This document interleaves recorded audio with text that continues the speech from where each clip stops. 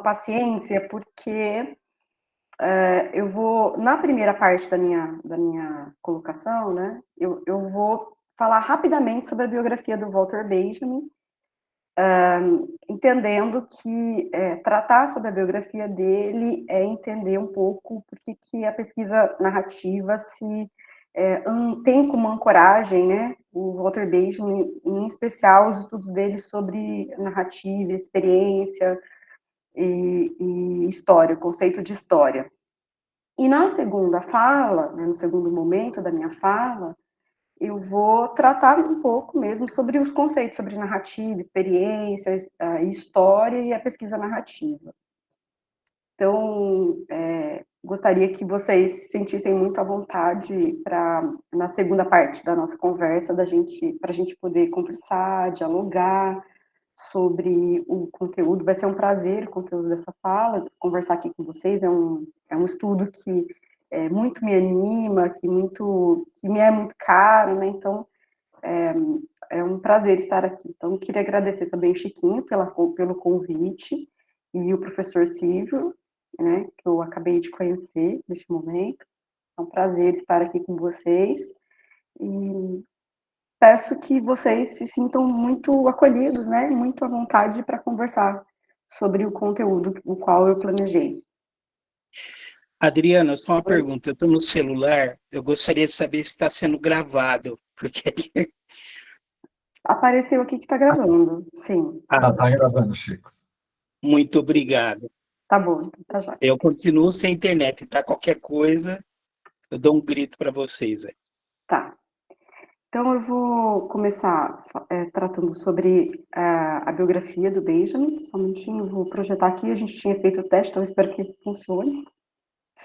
Acho que vai funcionar. Vou ver se fica legal assim.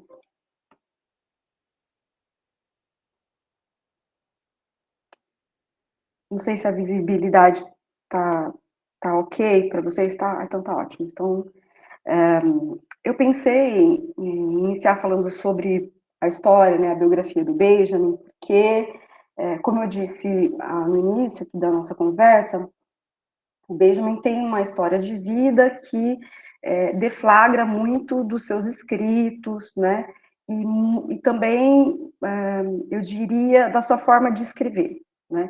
Os 3 textos que eu indiquei para pedir para o Chiquinho compartilhar com vocês, que é o Narrador, Experiência e Pobreza e as teses dele sobre história, são textos que têm uma linguagem também narrativa, né?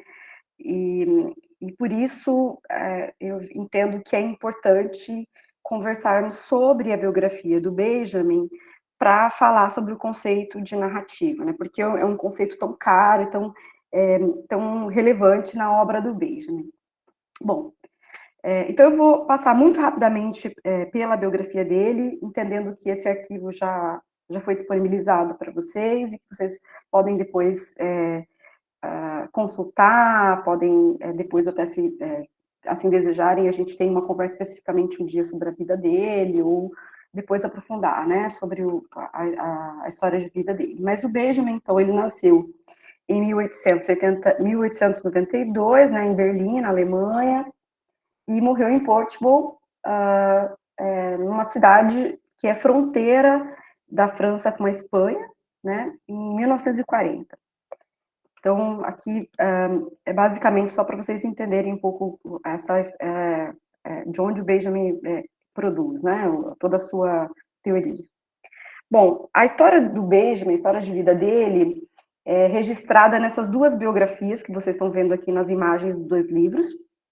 São 2 biografias publicadas em português de Portugal, e tem bastante detalhamento, né, sobre a história de vida do Benjamin, mas ele tem, vamos dizer assim, durante todo o seu percurso de vida, muitos rastros, né, a história de vida dele, ele deixa rastros, sinais, por onde ele passou, porque ele se corresponde com cartas, né, tanto com o Adorno, quanto com a esposa do Adorno, com Bertolt Brecht, com muitos intelectuais da sua época, e então ele tem uma biografia registrada também pelos indícios, pelas correspondências, mas essas 2 biografias são as mais conhecidas, né, em português, e a biografia dele hoje é entendida um pouco como mercadoria, tem um certo fetiche na sua história de vida, porque ela é recheada de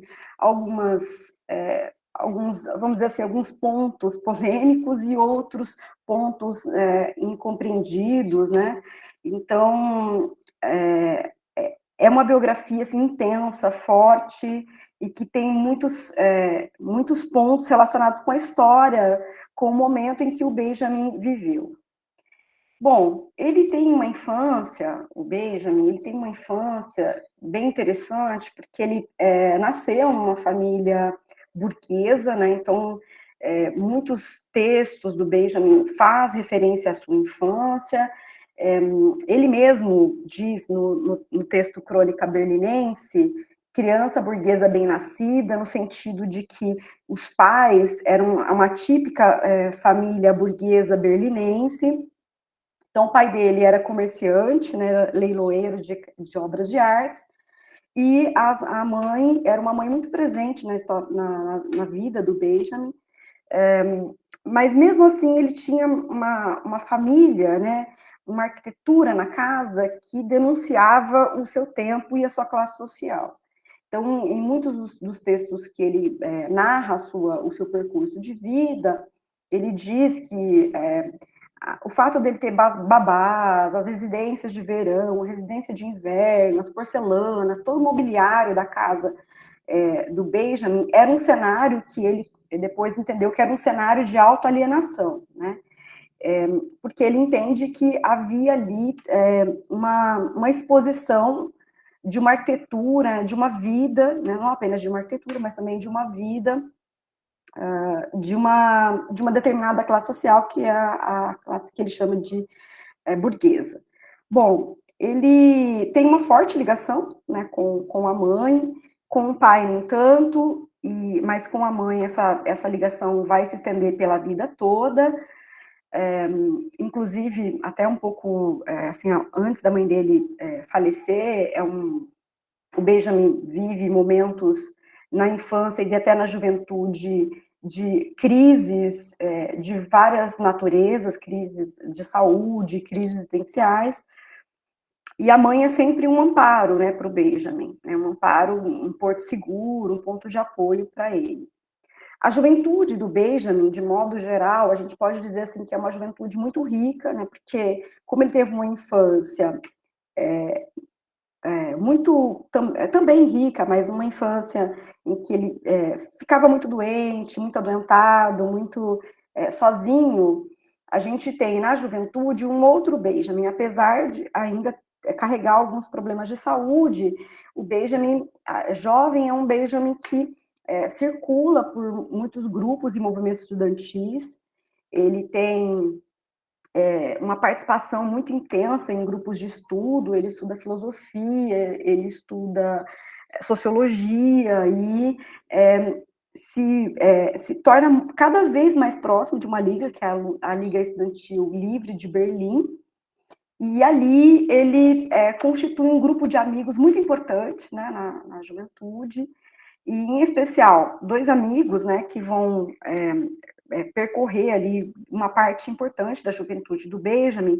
Um deles vai se suicidar, e esse suicídio causa um certo desespero no Benjamin, ele se torna, a partir daquele momento, ainda mais melancólico pela morte do amigo, e aí essa melancolia, né, que já era uma característica da infância, vai percorrer toda a vida do Benjamin, né?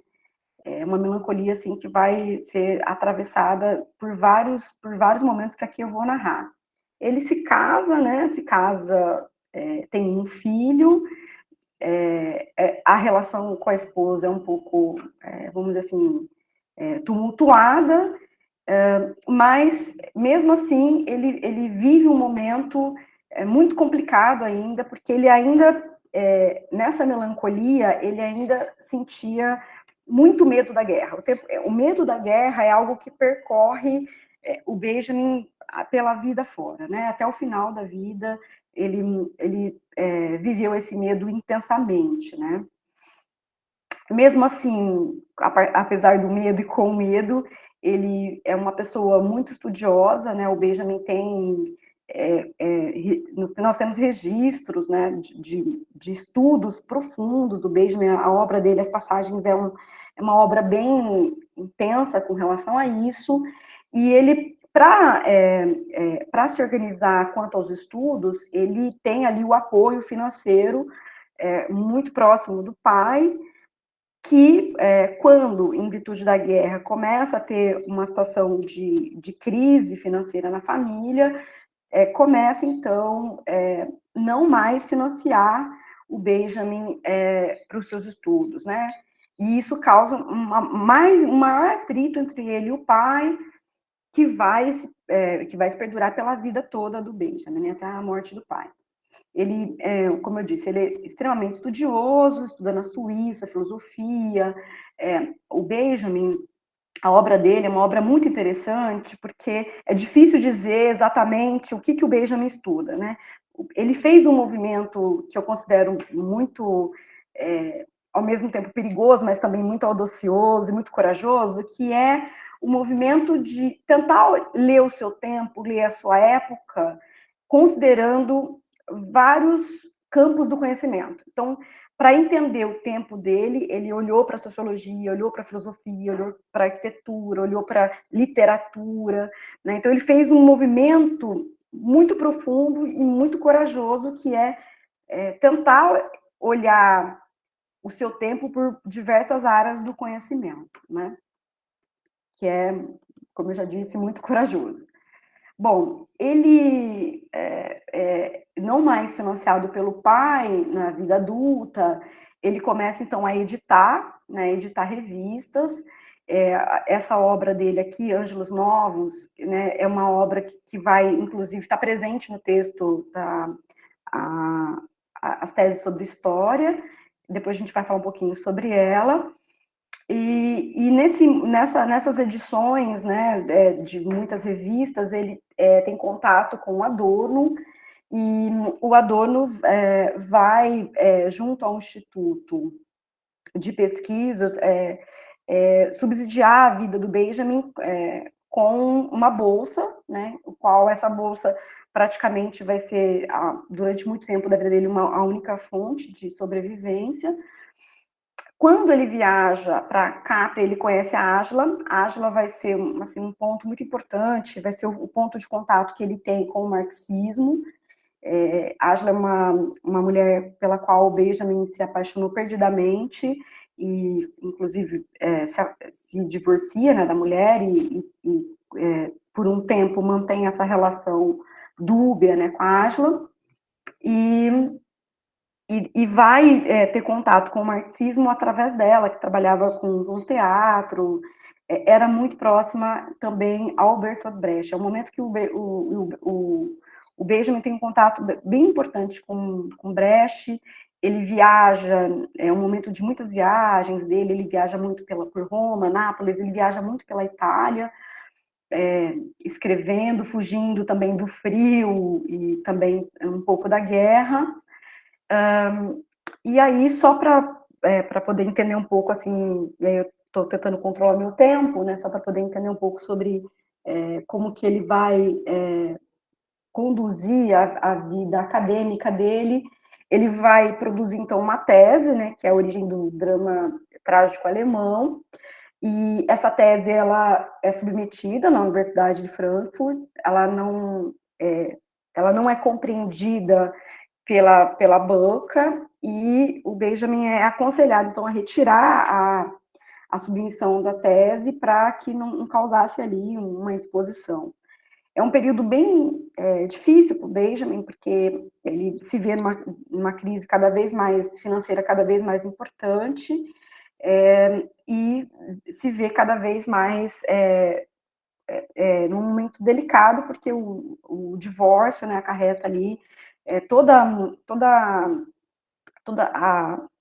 o patrimônio do Benjamin, então, é direcionado à esposa, à esposa do Benjamin, e ele vive um momento muito delicado, né? Vive em Paris, ali uma rotina muito empobrecida de vida. Só para você ter ideia, assim, para citar muito rapidamente, há momentos que ele escreve para o Adorno pedindo um caderno, porque ele estava já escrevendo em guardanapos no café, né, em Paris, assim, para poder registrar os seus estudos. Então, ele chega a esse ponto, né, de tamanho empobrecimento para poder conseguir escrever e também para produzir. Ele retira, então, a tese de livre docência, né, não submete, não vai para a universidade, se torna um intelectual autônomo. Ele escreve as passagens. Eu só queria mostrar para vocês o que hoje são as passagens, né? As passagens são essas galerias que tem em Paris, e as passagens na verdade, assim, um ponto muito importante da obra do Benjamin, né? Porque ele vai entendendo que as passagens é uma arquitetura que denuncia uma modernidade a qual ele não compactua, né? Do jeito como essa modernidade vem, na época dele, vem sendo de uma maneira, vem avançando de uma maneira muito importante, muito expressiva, e ele se ampara, né, se inspira nessa arquitetura, nessa produção das passagens, para poder construir o que a gente vai falar sobre experiência e pobreza hoje. Aqui, só para ter uma ideia, são algumas fotografias que eu coloquei, assim, como as passagens hoje, elas não são mais corredores e nem pequenas galerias, muitas delas se tornaram, por exemplo, uma loja da Leroy Merlin, outras ainda se constituem ainda como pequenas galerias. E aqui, as passagens, assim, a cidade de Paris era bem marcada mesmo pela presença do Benjamin. Tem cafés, ruas, né? Tem o café Benjamin, onde ele frequentava. Tem também as passagens ainda com outra arquitetura, né? Algumas viraram corredores e outras túneis, né? Então, tiveram, assim, tiveram outros formatos. Os pais do Benjamin, então, morrem, né? Ele, como eu já disse, ele perde todo o patrimônio. Ele tem uma parte da vida dele que é muito importante, que ele começa a escrever programas para as crianças, peças radiofônicas. Eu até coloquei ali depois as imagens de onde ele de um livro publicado em português, que tem as imagens. Vou até colocar aqui só para vocês verem, depois eu volto aqui no final da vida dele. Só para vocês verem que ele tem uma vasta produção, as principais obras. Essa publicação, ela está toda organizada, foi organizada por uma editora bem interessante, publicada em português de Portugal. Por que eu estou ressaltando tanto em português de Portugal, né? Só para vocês entenderem.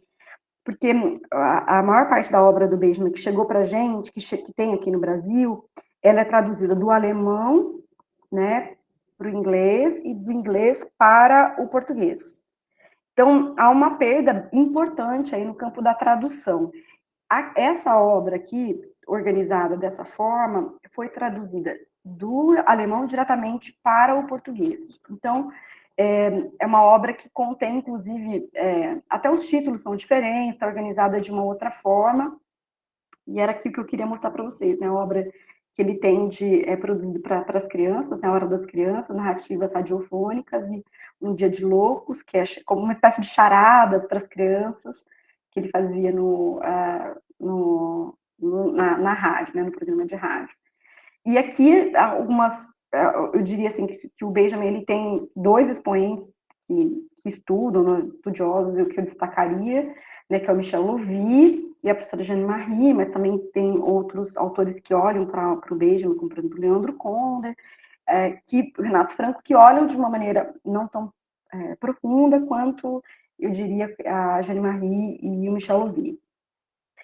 Aqui, só para vocês terem uma ideia, assim, livros que são publicados aqui no Brasil com outra organização, que não é aquela que eu mostrei, né, do alemão direto para o português. E livros que, como eu disse, de correspondências, né, que o Benjamin tinha com um amigo que era o Schaunen, depois com a esposa do Adorno. Ele tem, assim, uma biografia muito marcada por correspondências, né? E a vida do Benjamin, assim, os últimos momentos da vida dele, se dá em Portugal, aqui exatamente nessa cidade que eu disse para vocês que fica entre a Espanha e a França.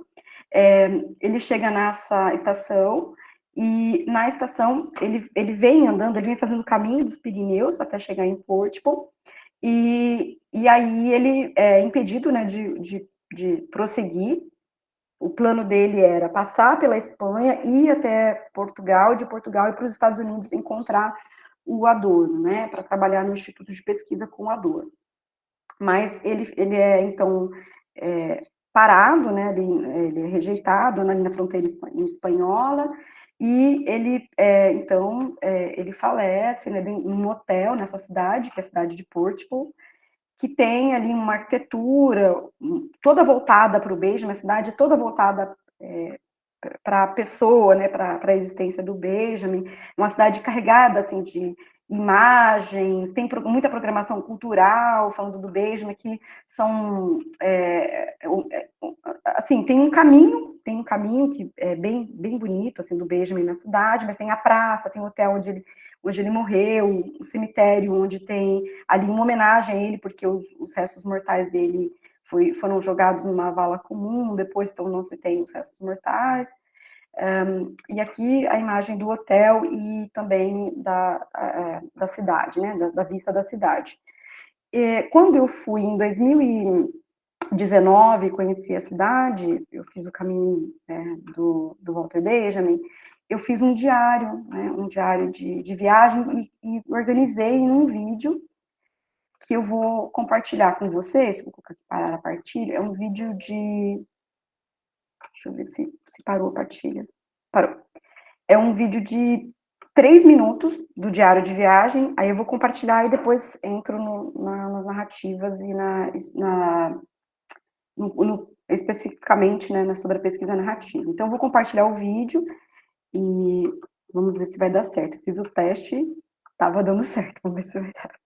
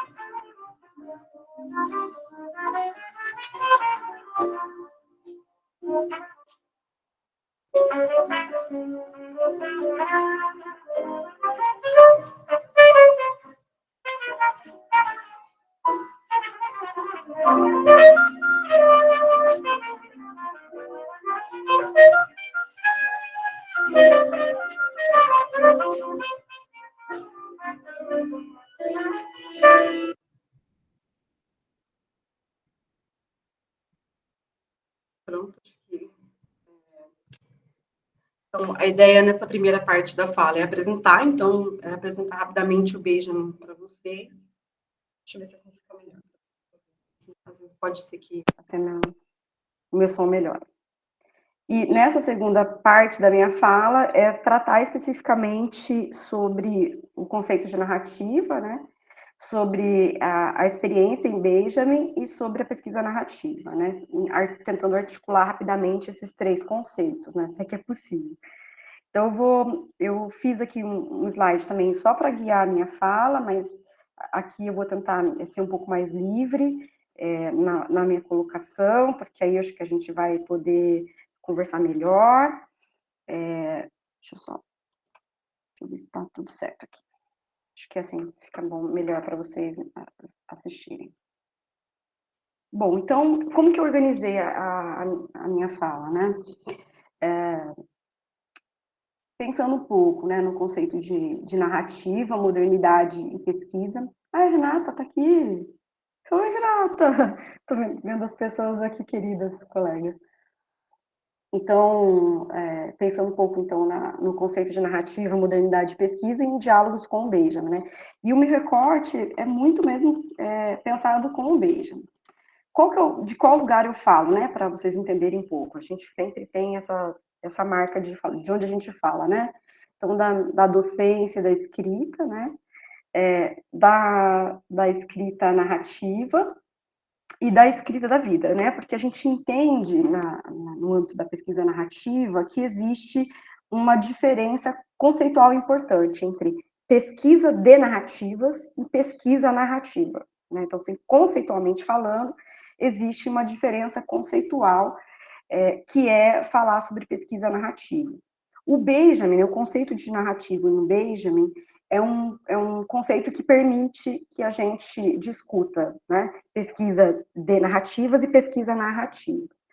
Eu diria que muito mais pesquisa narrativa do que pesquisa de narrativas, e aí vocês vão entender um pouquinho mais por que nesse aspecto é tão importante a gente sempre falar de qual lugar a gente se coloca, se fala, quando a gente pensa ou quando a gente produz pesquisa narrativa ou pesquisa de narrativa. Bom, o que é a narrativa, né, para o Benjamin? Só para a gente entender, né? Eu selecionei um trecho, né, do texto dele, O Narrador, que é um trecho que eu considero, assim, bem emblemático e tal, que ele vai dizer que a pesquisa, né, a narrativa, ela é uma forma artesanal de comunicação, né? Essa forma artesanal de comunicação, para o Benjamin, ela é muito cara, né? A ideia artesã, né, vai perpassar toda a obra dele. Essa ideia de olhar para a realidade, tentando produzir a realidade a partir de uma perspectiva como se fosse como se fosse um artesanato, né? O Benjamin ele foi um crítico da sua época porque ele entendia que a modernidade que avançava era para ele uma modernidade avassaladora, era uma modernidade que excluía a narrativa, excluía a experiência. Então, para ele, a narrativa não mostrava uma certa verdade, não mostrava a verdade, mas a narrativa era uma forma de se comunicar compartilhando versões da história, né? Então, vou explicar um pouco melhor para vocês entenderem por que versões da história. Para o Benjamin, lá no texto que vocês receberam, né, Tese sobre a História, ele defende, dentre tantas outras questões ali expostas no texto, de que a história ela é contada a partir de uma versão, que ele chama da versão dos vencidos, né? Então, se a gente olhar para uma perspectiva freiriana, a gente diria assim, a versão dos opressores, né? Então, o Benjamin vai discutir a relação entre vencidos e vencedores. A narrativa, para ele, é uma forma de contar uma outra versão, né? De ampliar versões da história, sendo uma forma de contar versões dos vencidos. Então, para ele, há uma disputa importante na narrativa, uma disputa, uma tensão o tempo todo por narrar versões da história. E para ele, essas versões da história não são apenas formas de contar essa história. Para eles, são formas de construir cultura, né? De estabelecer formas de existência, formas de olhar para a realidade, formas de se relacionar com a história, com a realidade e construir cultura. Então, para o Benjamin, a narrativa, ela é uma forma de se comunicar, e aí vocês vão, lá no texto, provavelmente perceber que ele vai falar que a narrativa, basicamente, ela possui duas formas, né? No texto mais clássico, o narrador, ele vai dizer, o narrador pode ser aquele sujeito que está em um lugar, que conta, e que conta a sua versão, mas ele pode ser um sujeito viajante, ele pode ser um sujeito que circula pelo mundo, que também vai contar as suas versões da história. O que ele marca de uma maneira importante nesses três textos que eu coloquei, que eu disponibilizei para leitura, é que narrar é uma forma, então, de disputa, de não apenas versar sobre a história, mas também de construir cultura. Eu queria deixar isso bem marcado, porque isso lá na frente vai fazer uma diferença quando a gente discute pesquisa narrativa e pesquisa de narrativas, né? Então, a narrativa para o Benjamin é um conceito muito... Deixa eu só fechar aqui. Muito, muito caro. E ele vai... Deixa eu só prosseguir, só um minuto. E ele vai dizer que a narrativa não só é uma forma artesanal de comunicação, mas é uma forma da gente transferir aconselhamentos, lições. E eu, particularmente, sou uma admiradora da palavra aconselhamento, né? Ele vai dizer que a palavra aconselhamento até estaria fora de moda, né? Mas, como a narrativa tem um caráter transmissível para o Benjamin, esse aconselhamento transmite, compartilha, né? Não apenas transmite, mas compartilha formas outras de existir, de pensar a realidade, de existir na realidade.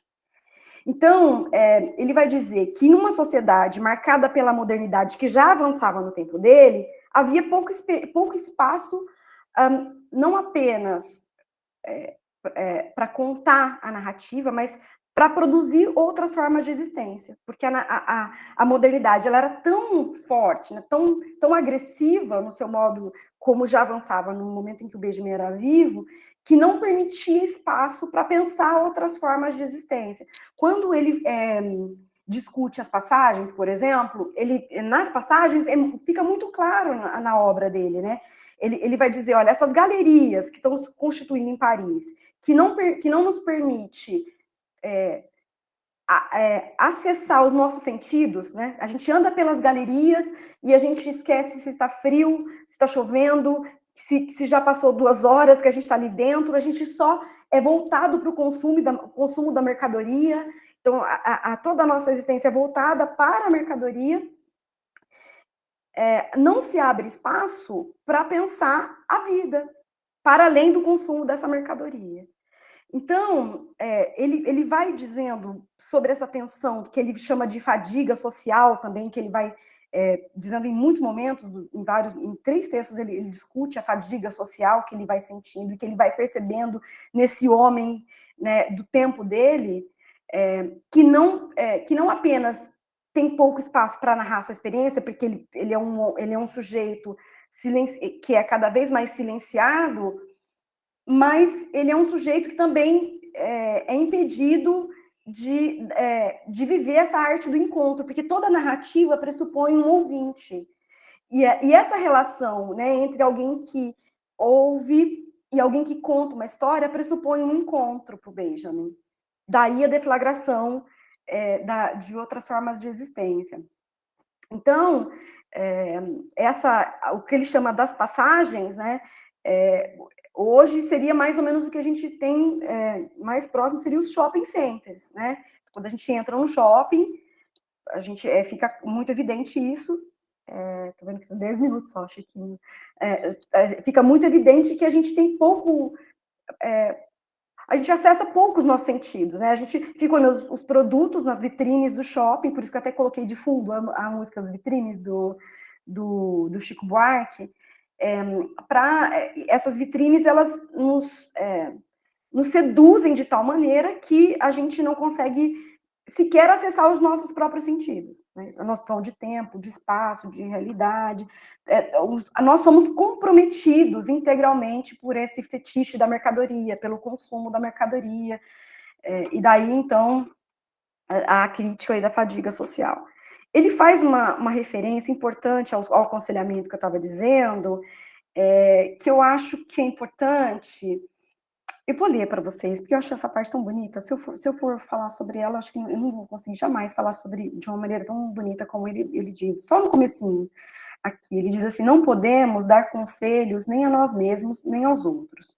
Aconselhar é menos responder a uma pergunta que fazer uma sugestão sobre a continuação de uma história que está sendo narrada. Vou repetir. Aconselhar é menos responder a uma pergunta que fazer uma sugestão sobre a continuação de uma história que está sendo narrada.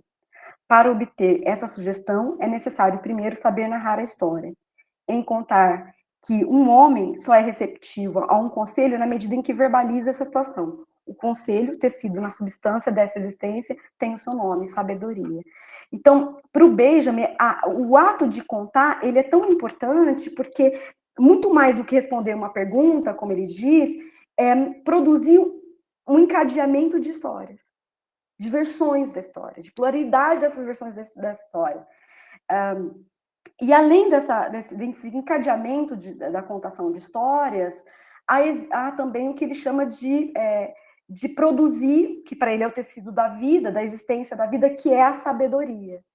Né? Então, a ideia de aconselhamento, de sabedoria, de se comunicar versões outras dos vencidos, que ele bem ressalta no texto da história, são formas, então, de se narrar, de se contar e de se produzir sabedoria. Né? Sabedoria de formas de existência, né? De existir no mundo, e não apenas produzir a sabedoria, né? E ele vai dizer, então, nessa modernidade, nesse momento em que ele vivia, o quanto é difícil, né? O quanto há pouco espaço para a experiência, né? Então, para ele, as narrativas, elas não apenas contam histórias que seriam as versões dos vencidos, mas elas também expõem todo um patrimônio cultural, né? E aí, qual seria, então, ele pergunta, né? Qual seria o valor, né, do nosso patrimônio cultural se a gente não mais se vincula com a experiência, a gente não mais conta as nossas experiências, a gente não mais narra as nossas experiências, a gente não mais constrói maneiras e formas de produzir as narrativas das nossas experiências do que a gente vive, né? Para o Benjamin, depois a gente pode até falar um pouquinho mais no final, se sobrar um tempo, sobre o conceito de cultura, é muito importante, né? Ele vai dizer assim, que os documentos de cultura que a gente tem no texto, acho que as teses da história, acho que tem mais esse conceito de uma maneira importante, né? A forma como os documentos de cultura, que ele chama de documentos de cultura, foram sendo produzidos, foram documentos que registram uma única versão de ver, de entender o mundo, né? Então, para ele, os documentos de cultura são em si documentos de barbárie, né? Aí depois a gente fala um pouco, se vocês quiserem, sobre a barbárie, o que ele entende sobre barbárie. Então, o sujeito da experiência é esse sujeito que narra a experiência, né? Que expõe o seu tempo, que expõe o seu conceito, que se movimenta em várias versões da história para contar a sua versão da história, né? Nessa relação tensa entre vencidos e vencedores, e que expõe o saber da sua experiência. O saber da experiência para o Benjamin é um saber que, portanto, ele pode ser transmitido, e ele acontece apenas quando ele é partilhado, né? Então, para o Benjamin, a relação entre narrador e ouvinte é fundamental para a experiência, para a existência experiencial, né? Então, esse encontro, né, para que aconteça de fato o saber da experiência, é fundamental que ele aconteça, né? Então, acho que eu deixei bem claro, né, que é importante saber outros modos de narrar a história. Bom, há um aspecto importante que ele vai ressaltar, em especial nesse último texto, As Teses da História, que eu acho que convém dizer, que é sobre escrever a narrativa, né, que é sobre a escrita, né, ele toca um pouco sobre como a gente escreve, né. Para o Benjamin, né, registrar, o registro, a escrita, é um documento. A escrita é um documento. Então, a forma como eu narro, como eu registro essa história, me posiciona nessa relação entre vencidos e vencedores. Então, quando a gente se propõe a escrever narrativamente uma pesquisa, né, a gente é parte dessa pesquisa, a gente não está fora dessa pesquisa, mas a gente é parte dela. Para o Benjamin, há um conteúdo, né, que ao escrever narrativamente, há um conteúdo vivencial, né? E esse conteúdo, né, vivencial que vem da vida, que se produz pela vida, com a vida, ele se contrapõe ao que ele chamava, no momento, né, que ele vivia, nessa nova objetividade, que é para ele, um conjunto de normativas, de modelos, de comportamentos, de formas de produzir a vida. Aí, no caso, a gente pensar a pesquisa narrativa em formas de se pensar, então, uma investigação, e aqui, no caso, que a gente está discutindo no âmbito da educação, pensar a pesquisa em educação a partir de um único modelo, né, de uma única forma de produzir, a forma de se narrar a pesquisa para o Benjamin, a forma de narrar uma história para o Benjamin é muito importante, porque ela estaria dentro de uma linguagem que se contrapõe a essa nova objetividade, o que ele chama de nova objetividade. Então, a linguagem para o Benjamin, né, o jeito como se narra uma história, o jeito como se conta, o jeito como se escreve algo, é uma forma de se, não apenas de posição, mas de se colocar nessa tensão dessa modernidade que avançava para ele, né, naquele momento de vida dele. Acho que agora eu deixei mais claro o que eu quero dizer. Bom, o que eu selecionei para falar com vocês sobre a pesquisa narrativa e pesquisa em especial da pesquisa em educação, né? Sobre o que eu aprendi com as leituras do Benjamin. Eu selecionei só 4 tópicos que eu acho que é importante, né? Para começar a pensar a pesquisa narrativa, porque vocês vão discutir com o Guilherme, né? E com outros colegas aqui também. Para o Benjamin, né, assim, quando alguém narra, quando um narrador conta uma história, ele também é produtor daquela história, né? Então, quando produzimos uma pesquisa narrativa, também somos autores, também somos produtores daquela história, também produzimos aquela história, também constituímos aquela história, nos posicionamos naquela história e com aquela história. Então, esse é um ponto importante. Um outro ponto importante é que produzir pesquisa narrativa eu diria, é se posicionar nos tempos de hoje, né? A gente vive uma certa,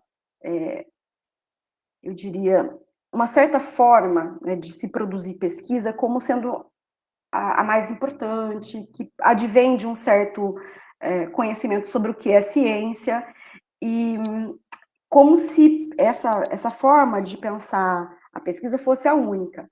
A pesquisa narrativa, ela nos ajuda, eu diria, a pensar outras formas de contar o que a gente vive na relação de produção de conhecimento em que a gente vive com as pessoas, com aquele momento que a gente recortou para selecionar a nossa pesquisa, para contar o que a gente vive a partir de uma perspectiva investigativa, né? Então, produzir pesquisa narrativa é uma forma também de se posicionar nos tempos de hoje. Então, envolve um posicionamento daquele que produz pesquisa narrativa, em relação ao seu tempo, em relação à sua concepção de ciência, em relação à concepção de ciência mais vigente, né? Em relação à sua própria vida. Então, eu destacaria esse importante aprendizado a partir das leituras do Benjamin sobre pesquisa narrativa. Um terceiro ponto, eu diria, que é a inventividade do autor. Aqui estou usando um termo do Michel de Certeau, mas acho que cabe bem, assim, o quanto que o Benjamin nos convoca a pensar que narrar uma história, né, ser narrador, produzir uma história, narrar uma história, é se colocar diante das grandiosidades, né? A gente vive num momento em que a gente é o tempo todo convocado para pensar grandes feitos, sempre uma escala muito grande, muito expressiva sobre o que a gente produz em termos de conhecimento. E a gente se deslumbra, né, de uma maneira demasiada com essas grandiosidades que são colocadas a nós nos nossos tempos, né, em vários momentos, em muitas dimensões da nossa vida.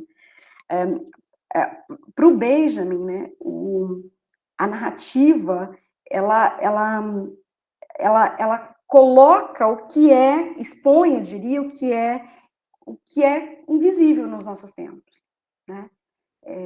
Então, essa exposição da invisibilidade, nessa tensão entre visível e não visível, que eu penso que constitui o autor, aquele pesquisador que se debruça em relação à pesquisa narrativa.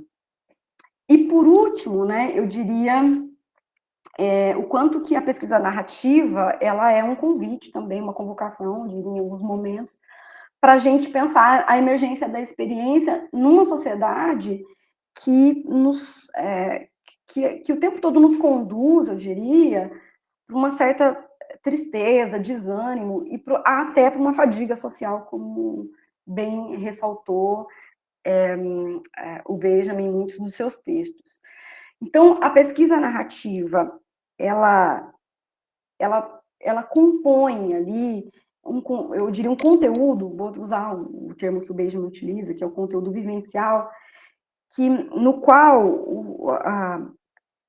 o pesquisador ele também se produz, né, na relação com a escrita e com a própria produção da sua investigação. Eu diria que seriam esses os principais tópicos que eu selecionei para a gente conversar, para a gente destacar na nossa conversa de hoje. E pensando ali no meu tempo, que eu já estou estourando ali os 42 minutos, eu queria fazer um convite para vocês, na verdade, uma convocação, assim, para vocês pensarem um pouco comigo aqui, no grupo, né, como é que a gente pode pensar a pesquisa narrativa. E aí eu selecionei um livro que eu gosto bastante, que chama Classificados Poéticos, da Rosana Murray, em que ela vai tratar o que a gente troca, né? O que a gente anuncia, o que a gente troca. Então, eu vou compartilhar com vocês para a gente fechar a nossa fala e abrir para a conversa, que eu acho que vai ser muito mais rico, né? Então, ela diz assim, classificados poéticos. Ela diz, troca um fusca branco por um cavalo cor de vento, um cavalo mais veloz que o pensamento. Quero que ele me leve para bem longe e que galope ao Deus dará, que já me cansei deste engarrafamento. Vende-se uma casa encantada, no topo da mais alta montanha. Tem 2 amplos salões onde você poderá oferecer banquetes para os duendes e anões que moram na floresta ao lado. Tem jardineiras nas janelas onde convém plantar margaridas. Tem quartos de todas as cores que aumentam ou diminuem de acordo com seu tamanho e na garagem há vagas para todos os seus sonhos. Equilibrista. Procura-se um equilibrista que saiba caminhar na linha que divide a noite do dia, que saiba carregar nas mãos um fino pote cheio de fantasia, que saiba escalar nuvens arredias, que saiba construir ilhas de poesia na vida simples de todo dia. Colecionador. Colecionador de cheiros troca um cheiro de cidade por um cheiro de neblina, um cheiro de gasolina por um cheiro de chuva fina, um cheiro de cimento por um cheiro de orvalho no vento. Procura-se vivo ou morto um sapo de estimação, que morava no jardim da frente. Puxa vida, era um sapo tão sabido que até piscava o olho pra gente. Mas o jardim acabou, virou supermercado, e o sapo, coitado, será que alguém come sapo enlatado? E aí, para finalizar a minha fala com vocês, é para a gente pensar, quando a gente discute pesquisa narrativa, para a gente pensar em algum classificado para a gente, né? O que a gente troca, o que a gente doa, o que a gente coleciona, o que a gente procura. Porque, no fundo, a pesquisa narrativa, ela faz esse movimento da gente pensar sobre a gente mesmo, situado no nosso tempo e no espaço em que a gente vive, né? E aí, eu deixo essa última imagem, que é uma fotografia, que é a fotografia da Casa das Rosas, né?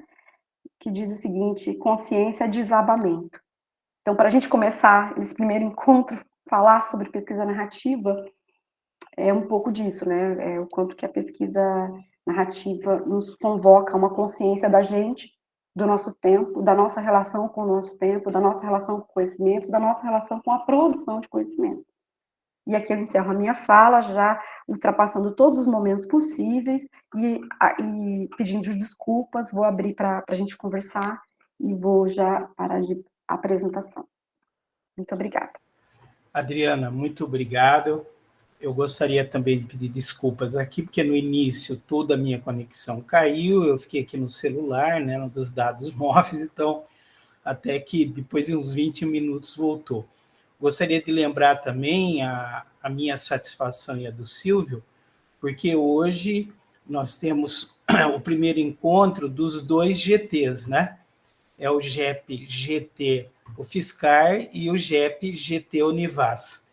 Então, nós estamos muito felizes, né, por essa interface e esperamos que isso continue, né, que nós estamos hoje aqui, podemos pelo futuro. Sem mais delongas, eu já vi que levantaram a mão primeiro o Anderson e depois a Cristiane. Com você, Anderson. Professora, bom, boa tarde. Primeiramente, queria te parabenizar pela fala. Cheguei um pouquinho atrasado, mas foi uma fala muito contundente e eu não vou aqui me estender na verdade, não sei se é uma pergunta, uma provocação, mas eu queria muito que a professora falasse sobre tratando da pesquisa narrativa, né? A professora fez uma menção aí que ela é uma emergência da experiência.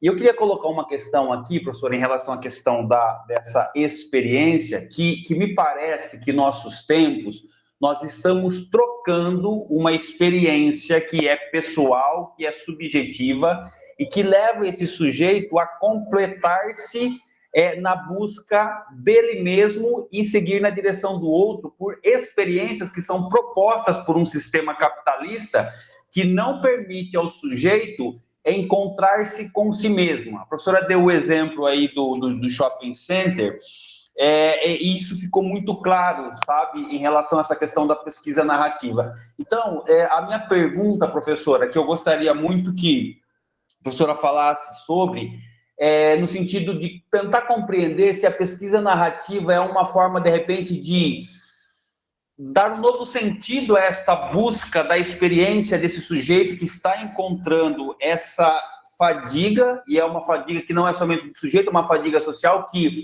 de alguma forma, ela acaba dominando muito os sujeitos, no sentido de compreender que a experiência, ela precisa ser uma experiência do sujeito, com a sua subjetividade, no encontro deste propósito existencial, eu diria, não no sistema, não no sentido de dar-se, no sentido de se curvar perante o capitalismo que propõe metas e objetivos o tempo todo, mas que de alguma forma corresponde simples então somente aos seus próprios objetivos, que é rentabilizar tudo aquilo que ele coloca, né? Ou seja, atender os valores do mercado. Queria que a professora falasse um pouco sobre essas duas questões.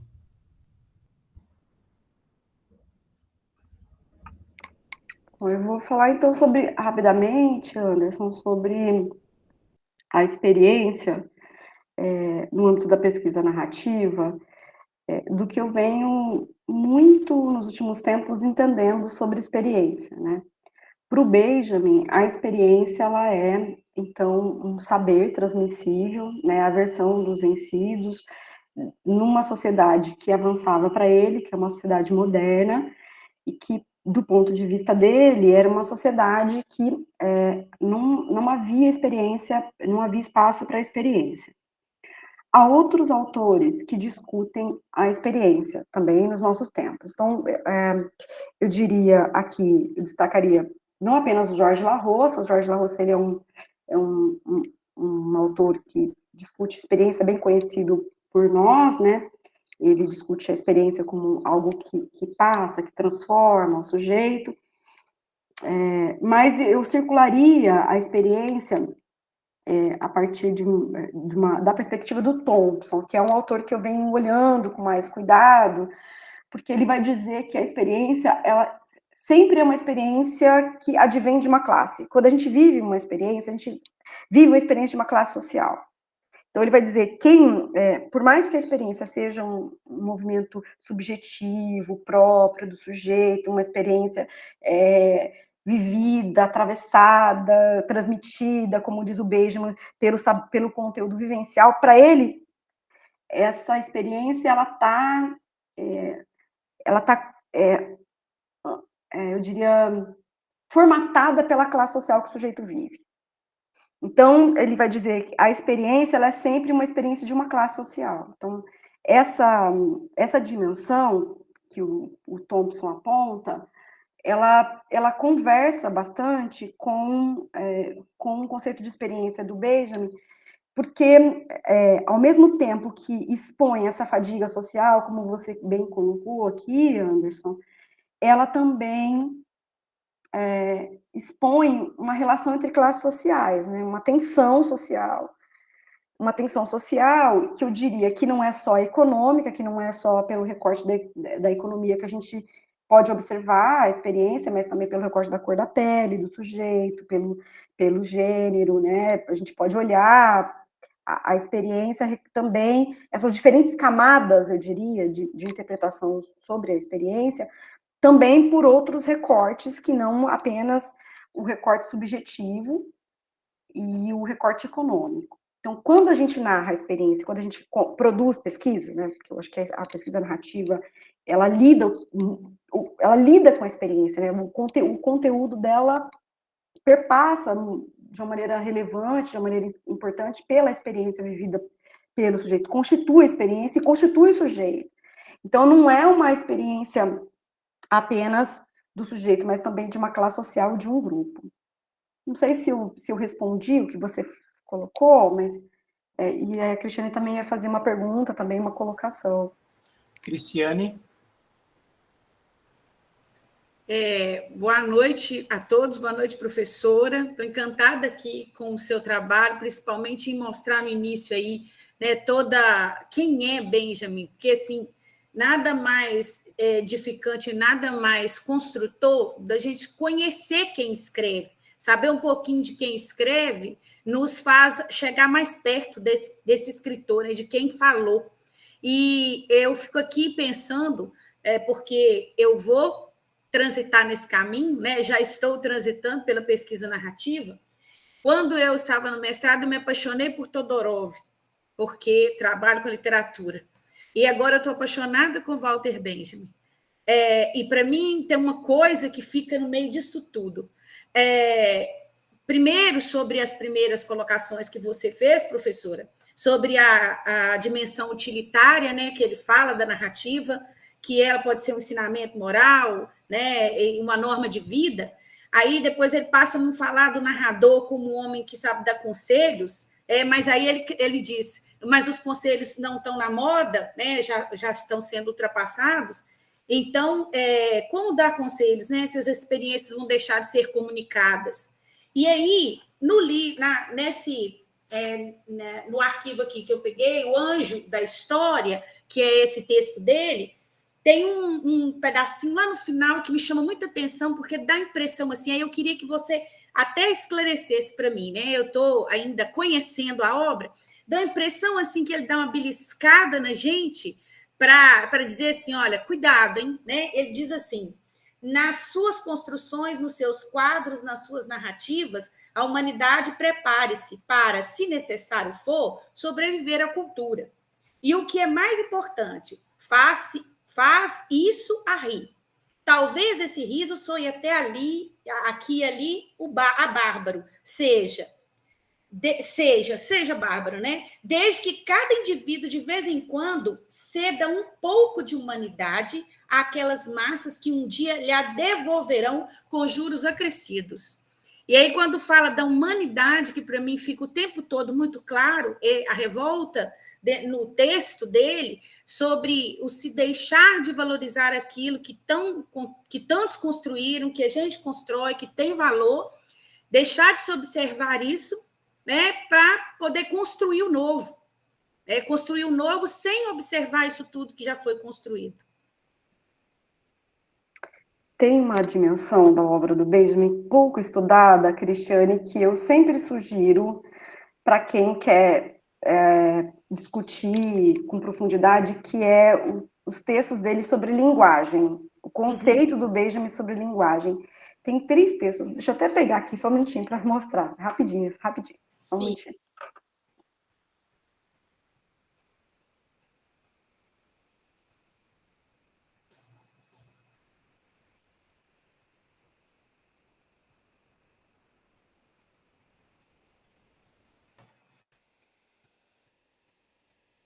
Eu não vou lembrar os nomes todos dos 3 textos. Dos 3 textos, mas eu acho que é fundamental, porque eu acho que vai ajudar muito a entender quando ele fala do Ângelos Novos, né? Ver. São 3 textos, assim, maravilhosos sobre linguagem. O último é o que eu mais gosto, que é... Só um minuto, já vou deixar aqui destacado. Será que é no Anjo da História? Que é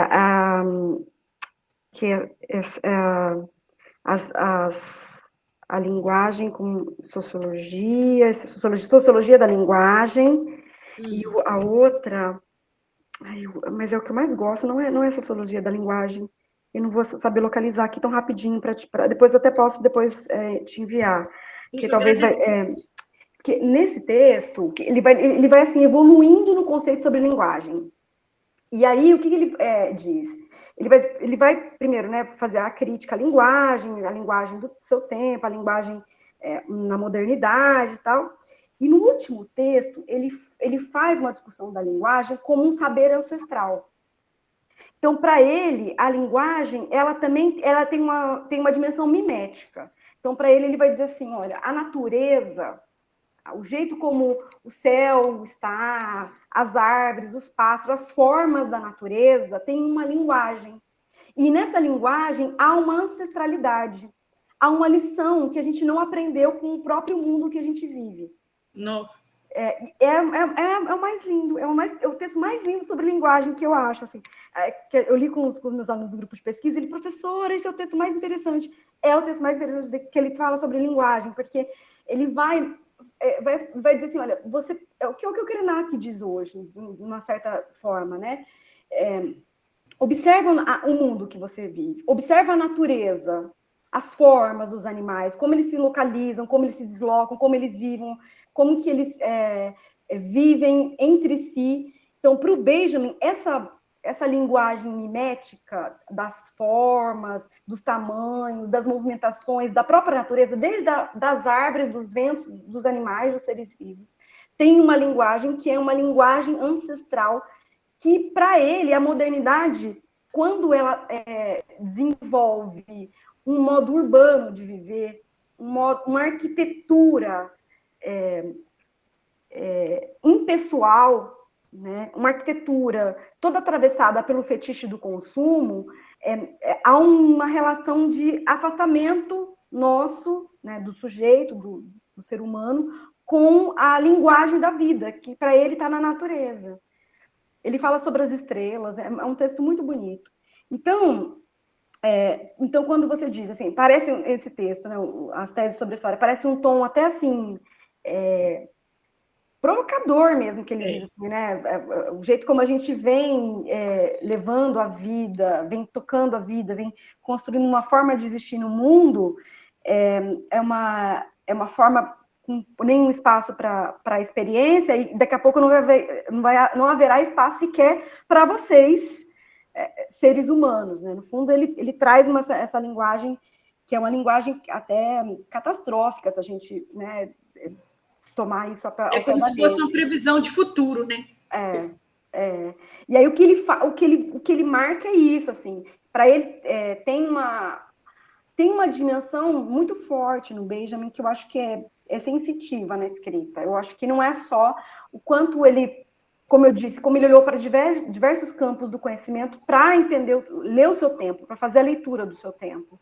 Mas ele tem uma certa intuição, assim, uma certa sensibilidade que escorrega o tempo todo nos textos dele, né? É como se ele colocasse ali não apenas... Oi, Rúbia, tudo bem?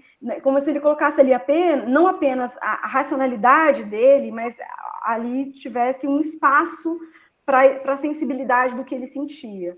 Então, quando ele traz essa dimensão que você bem colocou, Cristiane, na verdade, o que ele está fazendo é abrindo espaço para a gente pensar uma outra linguagem, de uma outra forma de existência, né? Depois eu deixo a sugestão do texto da linguagem para o Chiquinho, para vocês. Muito obrigada.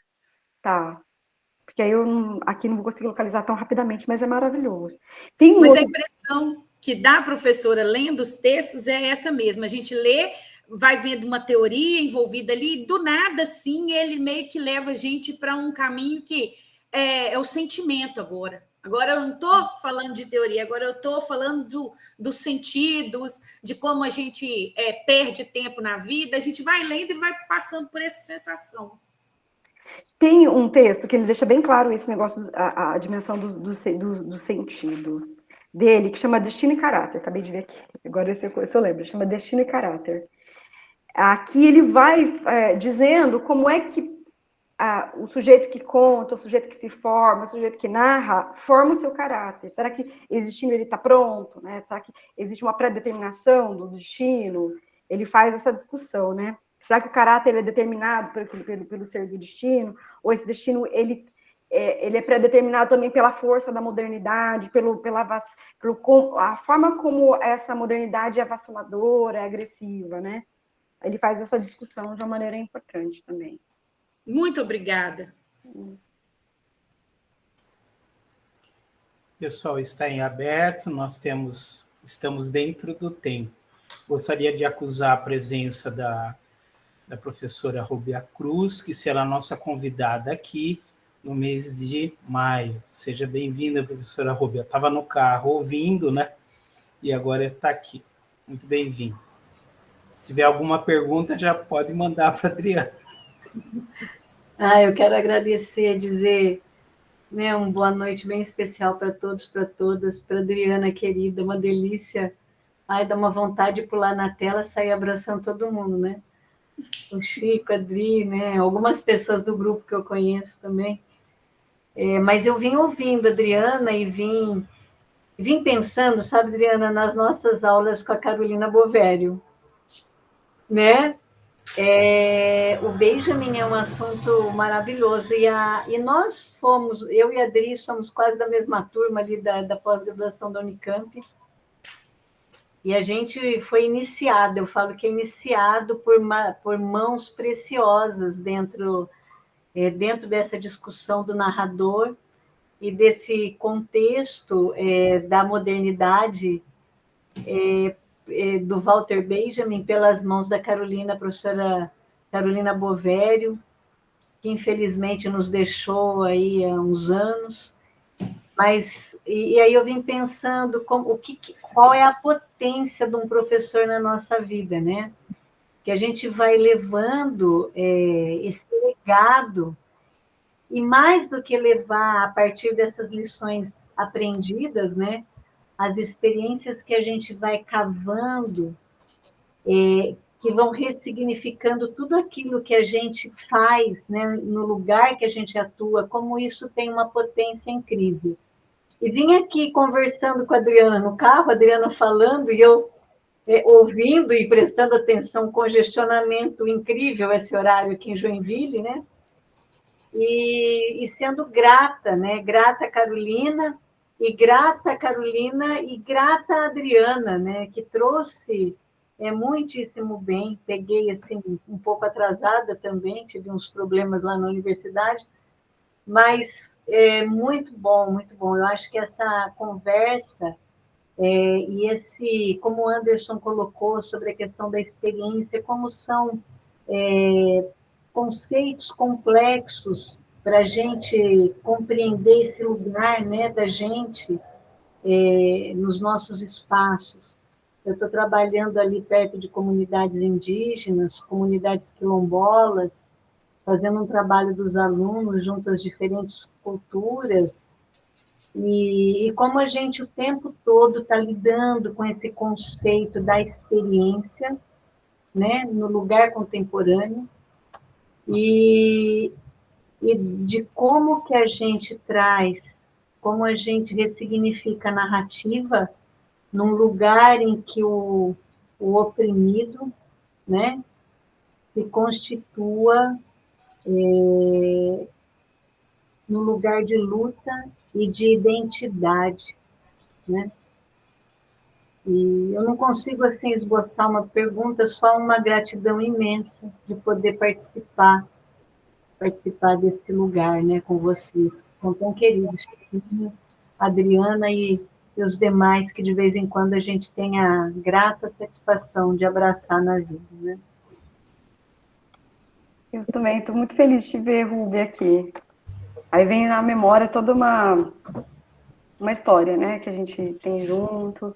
Eu queria destacar um ponto que talvez na minha fala, acho que ficou ausente na minha fala, Francisco, e acho que a Cristiane também. A gente, quando começa a trabalhar com pesquisa narrativa, a gente imagina que é um tipo de pesquisa mais fácil de se produzir. Assim, que existe uma facilidade, que eu vou contar a minha história e ali vai sair espontaneamente essa história. A minha narrativa ela vai nascer ali de uma maneira muito espontânea. Eu fiz um mestrado e um doutorado lá na Unicamp, né, e eu lembro que eu fiz uma disciplina com o Guilherme, lá no começo, o Guilherme vai vir aqui falar com vocês. E aí eu lembro que a pesquisa, ele diz, escreve uma narrativa. Eu falei, mole, né, eu vou escrever uma narrativa. Eu não consegui escrever narrativa. Terminou a disciplina e eu não consegui escrever uma narrativa. Eu estava já no doutorado. E aí eu fui entender a força que eu tinha de uma formação tão expressiva, né, em mim, que era uma formação que só era possível dizer algo através de segundo fulano, ano X, para ciclano, ano X, para ciclano. Quer dizer, era sempre fulano, era sempre ciclano, segundo, e não havia espaço, ou o espaço era muito pequeno, eu diria, para eu colocar ali o que eu pensava na relação com eles, com aqueles autores. Então, eu não conseguia contar, porque a minha pesquisa era sempre pensada num conjunto claro, muito cuidadoso, muito rigoroso, né, dos estudos dos autores, mas a autoria da Adriana, a Adriana não aparecia no texto. Né? Então, eu fui entendendo que, de fato, eu não sabia narrar, eu não sabia contar. E para o Benjamin, né, como a gente viu hoje, contar a história é contar uma versão da história, outra versão da história. Então, eu queria contar a minha versão da história daquela pesquisa, mas o formato que eu fui formada para produzir pesquisa não me permitia. Eu não podia aparecer na pesquisa, né? E a pesquisa narrativa é exatamente o oposto, né? É quando a gente se posiciona, é quando a gente se constitui, quando a gente é parte dessa pesquisa, né? Então, queria deixar claro que, pelo menos para mim, foi muito difícil escrever narrativamente, pensar narrativamente. Não apenas escrever, mas pensar narrativamente. Até hoje eu tenho dificuldade, porque, como diz o Benjamin, a gente vive numa sociedade que não nos permite pensar, se quer pensar, ainda mais narrativamente, né? Pensar já é difícil na nossa sociedade, ainda mais pensar narrativamente. Então, é para deixar claro a rigorosidade, a dedicação que exige, e o quanto que se posicionar nessa produção de uma pesquisa na relação com o seu tempo, assim, né? Oposto ao seu tempo, contrário ao seu tempo, contrário ao que se pensa sobre pesquisa, sobre como é produzir pesquisa, como a gente se pensa e como a gente se produz. Então, dizer que não foi fácil para mim, algumas outras pessoas podem ter alguma facilidade, mas exige do sujeito, né, da pessoa que vai produzir a partir da perspectiva de uma pesquisa narrativa, um movimento contra o seu próprio tempo. Eu acho que isso é importante destacar. Adriana, eu queria te fazer uma pergunta provocativa, que eu acredito que você já ouviu muito, já vivenciou muito. Como encarar, né, vamos dizer assim, a produção do conhecimento e principalmente essa visão que nós temos de ciência na universidade, né, com pesquisa narrativa, né? Você deixou bem claro na sua fala agora que fazer pesquisa narrativa não é fácil, né? Então, não adianta querer começar a fazer pesquisa narrativa achando que ela é mais fácil do que as outras, né? Ou que eu vou saindo contando história, a história dos outros, a minha história, né?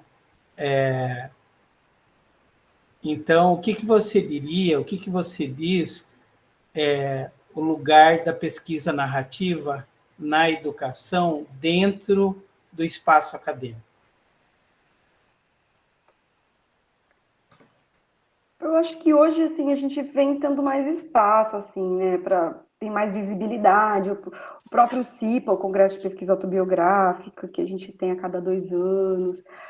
A gente tem hoje já uma produção consistente do GPEC, né, lá o Guilherme, a Inês, né, hoje, né, eu acho que hoje a gente tem mais amparo, assim, né, muitos grupos pelo mundo.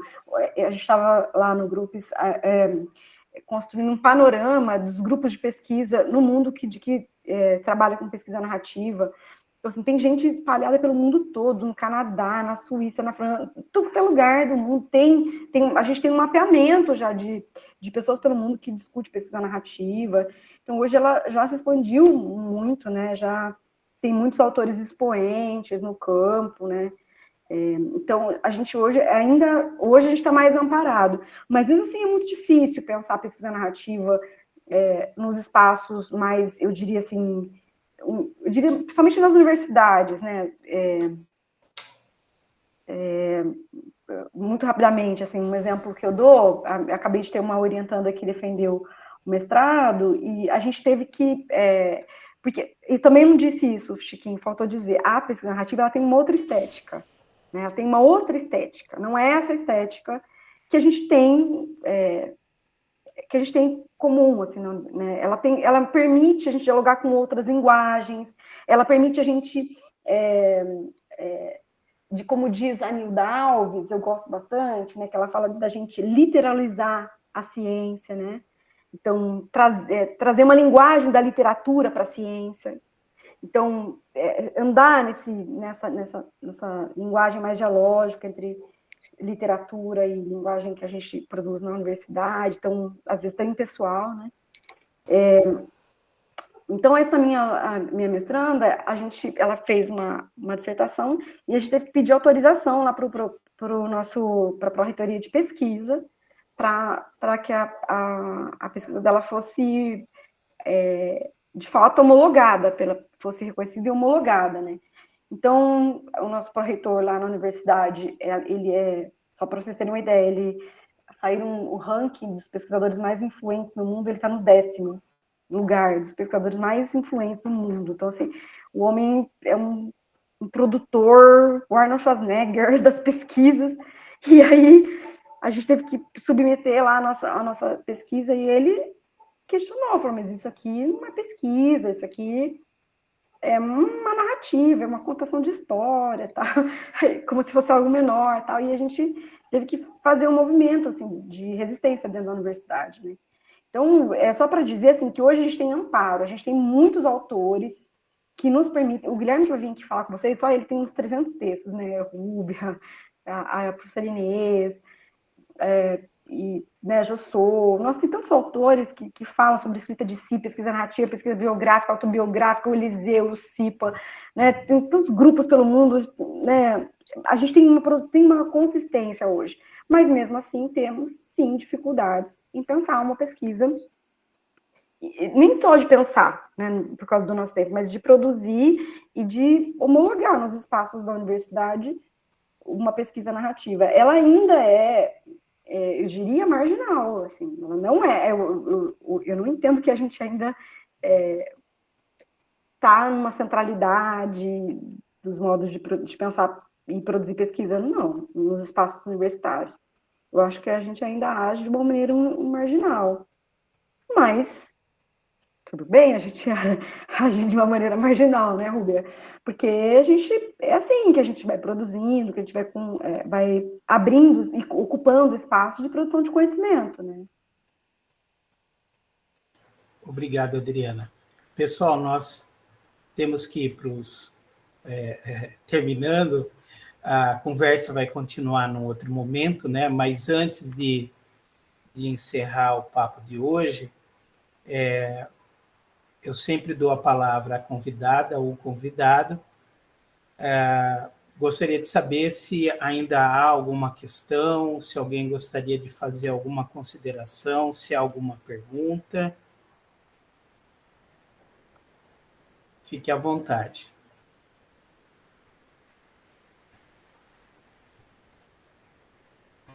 Bom, como eu disse, para mim e para o Silvio foi uma satisfação muito grande. A partir de hoje, nós estamos com os dois grupos ao Silvio. Então, antes de passar a palavra final para a Adriana, eu gostaria de lembrar que o nosso próximo convidado estará conosco no dia 30 de abril, né? Que será o professor Guilherme Duval Toledo Prado, que é o atual coordenador do GPEC, aqui na Unicamp, né? Ele é o próximo convidado. Silvio, antes de eu passar a palavra final para a convidada, você quer dar um alô, um abraço no pessoal? Não, eu queria só agradecer, Adriana, ótima apresentação, gostei demais, foi muito bom mesmo, parabéns. É que eu fico só de ouvido, mas parabéns, foi muito bom. Parabéns, Chiquinho. E o Chiquinho caindo, entrando, caindo. Hoje foi uma... Viu, Silvio? E também gostaria que você presente, né? É uma alegria reconhecer, viu, pessoal? Essa ideia do GT, da forma como ficou, isso foi uma sugestão do Silvio, né? E eu acredito que esse intercâmbio, essa interface vai ser muito interessante, né? O pessoal da UFSCar, da Univas, como nós já temos também parceiros, né, na Uninove, o professor Antônio Joaquim Severino, eu acredito que está enriquecendo, né, Silvio? E muito, porque, na verdade, o objetivo é exatamente nós abrirmos essas possibilidades, né, e não fecharmos, né? Então, é sempre muito bom quando a gente consegue aí, expandir o trabalho, né? Então, só tenho a agradecer e vai ser ótimo, como tem sido. Parabéns, Chico, parabéns, Adriano. Valeu, Silvio. Então, pessoal, eu passo então a palavra agora à nossa convidada de hoje, a professora Adriana Alves. É uma amiga que se tornou uma parceira. Me lembro desde sempre que, quando eu a conheci aqui em Campinas, a gente sentou numa muretinha e conversando tanta coisa, né? E depois daquela muretinha, assim, eu acho que tantas experiências, né? Tanta coisa que a gente foi fazendo junto, né? Então, eu disse para você, repito, né? Uma satisfação você estar aqui com a gente. Eu também estou falando para os convidados, né? Que está sendo gravado isso aqui, vocês estão mandando o material, os slides, né? Mas depois também a gente pensar em texto, né? Que vocês transformem em texto e a gente socializar tudo isso, né? Com a comunidade maior, né? Em forma de texto, em forma de livro. Então, Adriana, é com você as palavras finais do encontro de hoje. Eu agradeço, Chiquinho. Foi um prazer conversar com vocês aqui essa noite. Foi um prazer também rever muitas pessoas, alguns rostinhos conhecidos, a Denise aqui. O Anderson, eu lembro do Anderson também, já em outros momentos, né? Também um prazer rever a Rúbia, a Renata, e também conhecer o professor Silvio, foi um prazer conhecê-lo. Acho que a gente vai se ver em Coimbra, provavelmente, né? E dizer que foi um prazer conversar com vocês. Eu entendi que foi um diálogo, uma introdução só sobre o pensamento do Benjamin, também sobre a pesquisa narrativa. Eu acho que vocês vão conversar com gente muito mais legal do que eu aí, o Guilherme, né? Vai vir aí, que é gente que de fato está totalmente envolvido desde quando nasceu, praticamente, com a pesquisa narrativa, né? Eu sou apenas aluna do Guilherme, só fui aluna dele, né? Ele que realmente é uma referência para a gente importante lá na Unicamp, e assim, acho que também para a Rúbia também, ele, a Corinta, né, Rúbia, e tantos outros colegas. Então, gostaria de agradecer, Chiquinho, dizer que é um prazer, eu me senti muito acolhida, me senti entre amigos aqui, né, quando eu olhei para vocês, assim, me senti, assim, entre amigos, né, e é muito bom a gente sentir que a gente está num ambiente de amizade, né? Tem uma professora que ela diz tão bonito assim que a amizade entre as pessoas, a visão grega da amizade é uma visão que se dá na luta pela amizade, né? Eu gosto tanto dela, quando a Vera de Rossi fala sobre amizade. Então, eu acho que é isso, né? Eu me senti num ambiente acolhida, muito acolhedor. E gostaria de dizer que eu vou disponibilizar depois o texto sobre linguagem, que eu não consigo localizar aqui, tá bom, Cristiane? Vou disponibilizar os títulos. E espero encontrá-los em Coimbra, quando a gente estiver lá, acho que em outubro, né? No nosso congresso, todos estão convidados. E muito obrigada, acho que um beijo, um abraço para todos. Desejo tudo de bom, desejo que vocês possam seguir com os estudos, e vou tentar assistir a fala do Guilherme, que vai ser imperdível. Adriana, muito obrigado. Gostaria novamente de abraçar e dizer da minha satisfação do pessoal que está aqui, né, da UFSCar, o pessoal da Univaz, né, estou muito feliz de ver vocês aqui, o pessoal também que é nosso parceiro do Uninove, e que todo mundo esteja aqui de novo no dia 30 de abril, com a presença do querido, né, Guilherme Duval Toledo Prado. O Guilherme assim, é muito querido, né, e é uma pessoa que tem uma vasta produção. Então, pessoal, boa noite e até a próxima em abril. Valeu!